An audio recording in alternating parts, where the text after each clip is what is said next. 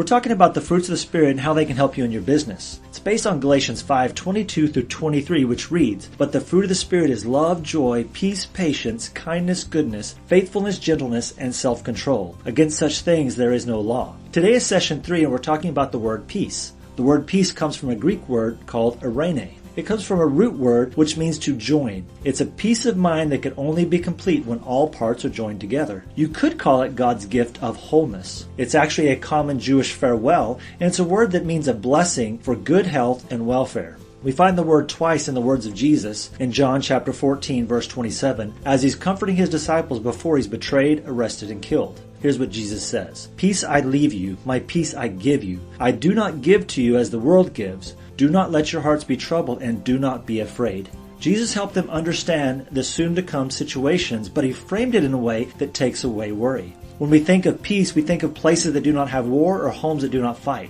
Peace is more than that. It's an eternal view of temporary things. Let me repeat that. Peace is an eternal view of temporary things. When we look at situations, we have to have a view of eternity. We find peace that Jesus gives is revealing. It's a peace that is rooted in holiness. Hebrews 12:14 says, "Make every effort to live in peace with everyone and to be holy. Without holiness, no one can see the Lord." When we seek peace, we seek to be joined with God and bring in an internal peace because of an understanding of who God is and what He has done for us. We understand that God is eternal and has a solid relationship with us. We become peacemakers in this world as we rise above the petty things that so often sapped our energy. We learn to live in wisdom rather than in reaction. Listen to how James describes peace. "But the wisdom that comes from heaven is first of all pure, then peace-loving, considerate, submissive, and full of mercy and good fruit, impartial and sincere. Peacemakers who sow in peace reap in a harvest of righteousness." As James chapter 3 verses 17 and 18. What difference does it make if someone cuts you off in traffic if you know that God's watching over you and that you're safe?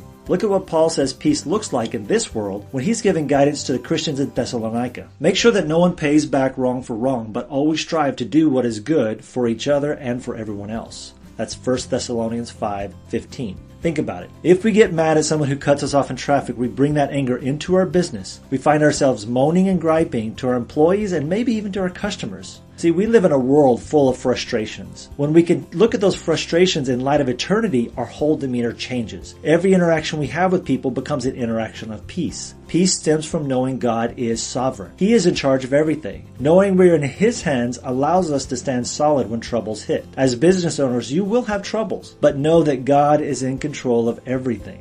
The way many people live is the opposite of that. They live in drama. They allow the world to dictate their actions and reactions. When we live in a world of frustrations, we want revenge. We want to lash out at anyone we feel like wrongs us. But that is not the way God wants us to live, especially as leaders and business leaders. Deceit is in the hearts of those who plot evil, but those who promote peace have joy. That's Proverbs 12:20.